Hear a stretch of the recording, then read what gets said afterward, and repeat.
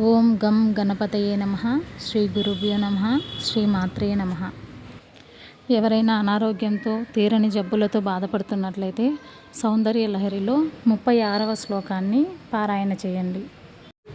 సౌందర్య Lahari book చూసారంటే ఏ సమస్యకి ఏ శ్లోకం చదవాలో కూడా అందులో రాసుంటుందండి. మీకు ఏ సమస్య ఉంటుందో దానికి తగ్గట్టుగా శ్లోకాన్ని పారాయణ చేసుకోవచ్చు.